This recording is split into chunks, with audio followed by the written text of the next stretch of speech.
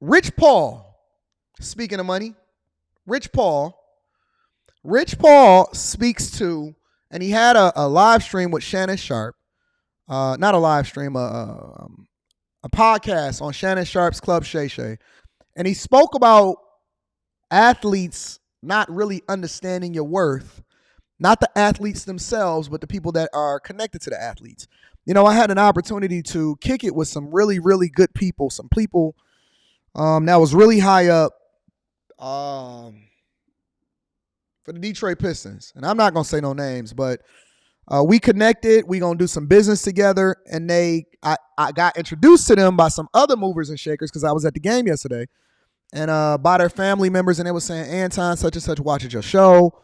You know, they want to do some business with you, or they want to connect. They want to come on a platform. So Bag Chasers, Patreon members, you know that we are going to start to have some people on the platform, and I want to have some in-depth conversations, not just about the stuff that's going on in popular culture, but money. I want to start introducing content on the Bag Chasers and the Patreon. Link is in the description as well as pinned to the top of the chat. Going into a deeper dive from a business perspective. So the people that I'm petitioning for interviews on the platform, they're going to be going into a deeper dive as far as that is concerned. So look forward to that. That's coming in 2024. But Rich Paul is an agent, and he's LeBron James' agent, and he also started the agency that him and LeBron James own. And he was speaking specifically to Shannon Sharp about how athletes will spend $200,000 at Louis Vuitton, but don't want to spend any money when it comes to the agents that they employ. Hit a like. Let's get it popping, y'all. You've represented a lot of guys, and you get close, you build a relationship. But how hard is it for you to part ways with a guy? A guy says, you know what, man, this just doesn't. It's not that hard. If not? No, because at the end of the day, you have to understand you're not going to be able to please everybody. And sometimes we can work a very, very thankless job. Sometimes you could do everything right, and it's not good enough. Because, again, our athletes are being taught a certain way. They're being taught everybody should be doing stuff for you for free. They're being taught that. Come play for my AAU team, I'm going to give you this. Your parents can fly on us. Mm-hmm. So now you build these habits up when it comes to doing business, and it's a talent, right? So now, if anybody has an entitlement to that talent, that's like the steering wheel of the car. So now, well, what are you doing? He's scoring the points. What are you doing?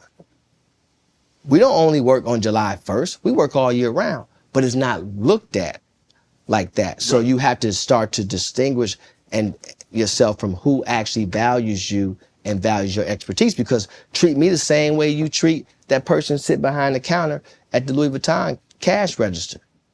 Let's stop there. He's saying that a lot of athletes, and y'all got to understand that when y'all get into certain spaces, that you're going to have to separate the people that actually value you and the people that add value into your life from being starstruck.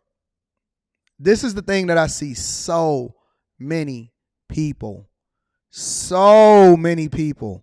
that get into the industry or start to get some visibility, they starstruck. Let me break that down. Let me break it down a little bit. And this is more of a way I think that y'all can actually understand it from a C student's perspective. And this is why I'm going to get my 30 million. Okay. I tell guys all the time, why are you spending money on women and she going to do it for free? They say, well, Anton, it ain't tricking if you got it. It's a reason why I'm communicating to this. I'm going to bring it back around for you. I said, what you mean? Why you spending money on her? She see you as an option, bro. Why you spending money on her? And I'm not talking about a wife. I'm not talking about a woman that you're courting for marriage. I'm talking about people that then connect in certain spaces, understanding it is what it is. You're slotting people in a certain space accordingly, right? And so what they'll do is they will spend money on a woman because the expectation is that you got money, so you should spend it. But there's another type of athlete or content creator or famous person or actor or whatever, right? Whatever it is that they have visibility for, Instagram model or whatever, there's a whole nother segment of it, right? And so this segment of people will spend money on women or spend money in order to trick on her or to press her or whatever. And then it's another segment of people that understand that she's going to do it just because she want to be around you for the clout. You're not catching me. She's going to do it because she wants to be around you for the clout. What Rich Paul is communicating to you is expectations. When you start to get some visibility, because there's some people that are watching this show right now, they get what I'm understanding, they get what I'm saying. I know it's some people that is already up there that watch this show, so shout out to y'all that's a part of this. When you get to certain spaces in your life, you understand that my visibility will bring certain things to me, or it will be a curse for me. Meaning that a lot of these people that get into it, especially for the first time, they're willing to do things that they otherwise wouldn't have done in order to get or be next to certain people. They're not looking at it as a business investment. They're not looking at it as, I'm about to network with this person. They're not looking at it any of that. They're looking at it as, oh man, I want to be next to this person. I want to get a picture, Instagram, whatever, so on and so forth. When I connect with people, most of the time, I very rarely ever take a picture with them. I very rarely ever take a picture with them because I'm humanizing them. I'm empathizing with them. I'm paying attention to them. I'm listening to what they say. I'm not there to get a picture with you. I done already been around this earth too long to still be getting pictures with people. I'm 41 years old. Well, let's connect. Let's see if we on the same page. Oh man, let's have a conversation for a minute. If we run back into each other, you know what? Maybe it's fate that we do business together. What's your mindset like? What's going on? Hey, you know this person? How you know them? And then you go from there, right? If we just so happen to flick it up or whatever and then hit the gram, then that's cool too. But the point of the matter is this.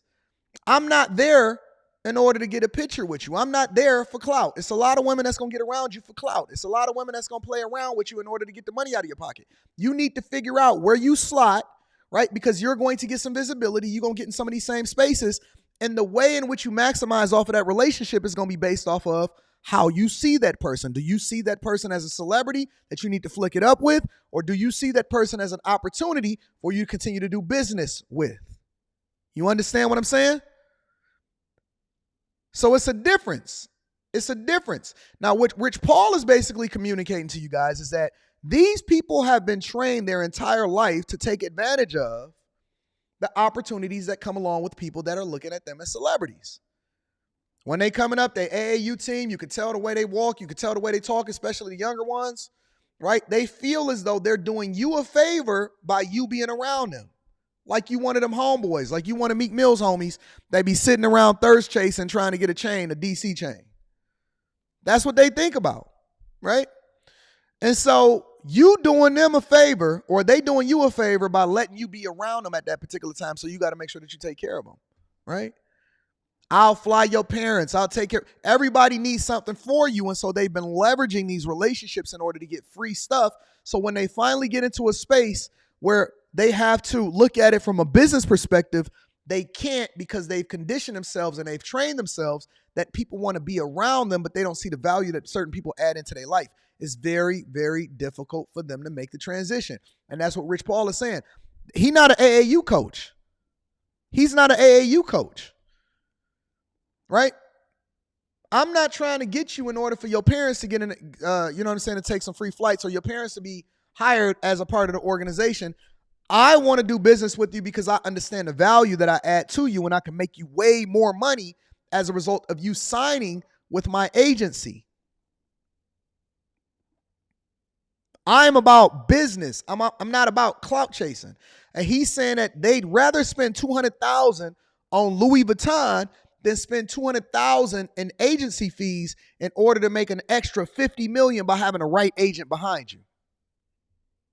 It's a tricky game. It's a tricky game. They ain't giving you no discount. You ain't coming to them. You throwing everything on, and you, because it costs more and it's a thing, it's the stature thing, you want to show that you spent $200,000 at the store. Yep. Right? But then when it comes to someone who... Your percentage, they want to cut your percentage in half. That don't make sense to me, right? But this is what's happening in the space, Right. and for those that lead with that, because there's a lot of companies that lead with that, they do it playing on the ego that I'm so good that they want to work for less, Right. because I'm so good. But when you think about life, nothing else in life works like that. If you need heart surgery, you want a discount? You would. Nah, I'm a pass on the discount on heart surgery, family. Listen, if you but that's a good point. Because it's a lot of women that's walking around with bad BBLs. It's a lot of people that's walking around looking like the Saw Clown. It's a lot of women that's walking around with the little Kim bodies. I don't want no discount on any health-related services. I want the best of the best, the guy with the best reviews, and he gonna charge what he want, and I'm gonna pay it willingly, understanding that I'm truly getting the value of whatever it is that I'm asking for. A lot of people go to the dental schools in order to get their dental work done. I can't do it. That's fair. I don't want the discount surgeon. I want the surgeon that's gonna guarantee that I'm gonna live tomorrow. You know what I'm saying? And if we took that business-like approach, which is one of the reasons I keep telling y'all to have a business mindset, no matter what it is, when it comes to your relationship, it's the most important decision that you ever gonna make in your life as far as the person that you lay next to every day. I don't want to be around somebody that does not understand my value. And if she continues to diminish your value, then that means that she doesn't respect you. If she doesn't respect you, then that means that she's never going to do the thing that she's supposed to do in order to continue to build this thing up. But a certain woman understands that her pouring into you, because you being the best version of you is the best version for y'all. She's the recipient. She's the recipient of your greatness, right? And so what are you willing to pay? And everything in your life, that's the thing that you got to ask yourself. Because everybody keep talking about a discount. Let me tell you something. I told this to Rita. Literally yesterday. I should call her. And I was talking about tip culture. Right? And I'm not going to tell y'all the type of money that I spent on tip culture and everything like that. And I was telling her about tip cultures because I usually get a few $100s just to have in my pocket at a particular time in order to make sure I take care of everybody that's around me. Whether I'm going into the casino or I'm going into the Pistons arena, whether I'm going to the airport or whatever it is that I'm going, whether I go to the car wash, I always keep a bunch of money and I tip big and I tip everybody. I went to breakfast at the airport yesterday with me and Rashawn, and I gave the lady literally 100% tip. Whatever my bill was, I think it was breakfast, so it was cheap. It was like $54 for all three of us, and I gave her $50 as a tip in cash, right? And so she was like, oh my God, thank you, or whatever, what's your name? And so she asked me my name or whatever, right? The reason why I tip so much, even when I go out to certain spaces, and if I go outside of the country, a lot of times I'll ask them and I'll say, hey, y'all do tips here? Listen, I would love to give you something, but if it's inappropriate, I won't do something. But can I give you a little bit extra because I appreciate you? 9 times out of 10, they take it, right? And the reason why I tip, and I know that in other cultures that y'all keep coming over here and y'all keep saying, I don't agree with tip culture, whatever it is that they do or whatever, they should get paid a fair living wage and do all of this stuff. I'm cool with that. I have no problem with that whatsoever. But I'm never going to stop tipping. And the reason that I don't stop tipping and the reason that I always embrace tip culture and I give it a lot, I give a lot to the people of whoever it is that I'm tipping, is because I'm paying to play in a different way that you don't have access to. I'm going to get the tips, and I'm not talking about the tips as far as money. I'm getting tips as to who coming in the door first, who's going to be there that night, what person that I need to connect with. I'm always getting to play on what agent or what project is coming up down the line for me to be able to be involved in. Hey, this is happening. If you study old Vegas, if you study the old movies and you study everything, even if you just look at the casino movie with Sam Rothstein and Joe Pesci and all of that, taking care of the guys that call the cabs, the people at the door, all of the cage people, they will tell you every single thing that is happening in the community in the culture that's coming in, what's coming into the city. Yo, let me make sure I get you this together. I'm going to upgrade your status here in order to make sure that you get over there. We got a private plane coming in this day, Anton. We got a couple slots if you want to fly down here for the weekend in order to take care of business. The return on investment is huge if you know how to play the game correctly. And so my point in tip culture is not to just take care of people, but it's to make sure that I'm putting people in the best position possible so that they can take care of me in reciprocation. The less other people tip, the better off I am when I do tip because I understand the culture. It's pay for play everywhere. Everything you do and everywhere you go. And I can't wait to have this conversation with the Patreon members because it's a specific example that I want to cite to y'all for something that I'm doing in the future with somebody that I want to connecting with, but I don't want to talk about it publicly. Every single thing you do is pay for play. Everything you do is pay to play. Whether you advertising, whether you are paying to play, whether you know it or not. And you got to spend money. People don't understand what it takes, but you got to spend money in order to make money. And if you cheap out on things, you often get that. That's a reflection of your life. Man, I'm just asking you. hell no. You got Club Shay Shay, your production crew. Mm-hmm. You want to just get some guys off the street? Nah, hell no. But only in sports is where they can feed the ego so much that it causes you to have bad business practice. Now, people may say, oh, you're just saying that it's self-serving. No, it's in anything. Anything you do in life that's worthy. There's no shortcut to that, right? You go up in Hermes, you can't even buy nothing. By the way, No, you want to buy a bag. It don't matter how much money you got. You ain't no. This is my point. Yep. So that's what I'm saying. They don't do discounts. But when they can't get it there, they go and pay what? Double and triple. Yes. You get what I'm saying? They put. I don't have to pay the prices that everybody pay for their Rolex watches because I do other things and I have a great relationship with the woman that is at the authorized dealer or is the authorized dealer for who it is that I pay for my watches. And so I pay a certain amount for my watch. I pay retail for my watch. You pay 20 and 30,000 more, but I may be taking care of her on the back end in order to make sure that, don't worry, we're going to get there. Over retail. So my thing is just about respect. I mean, I can't say what other people do and don't do. It's just, but for me, it's not that hard when, if it's not working out, then it don't work out. I will pay you more. Shout out to Rich Paul for that great take. I will pay you more to make me more money.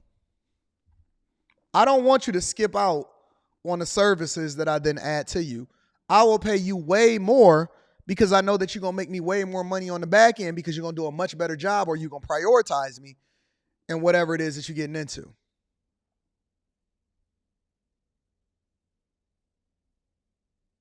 Somebody said, Anton, you pay by buying other useless jewelry to get the Rolexes retail.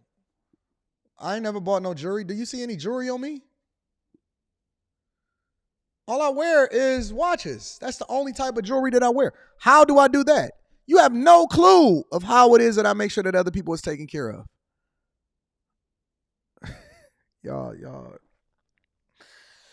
Y'all need to ask questions, not make assumptions. When you make assumptions, you make something else out of yourself.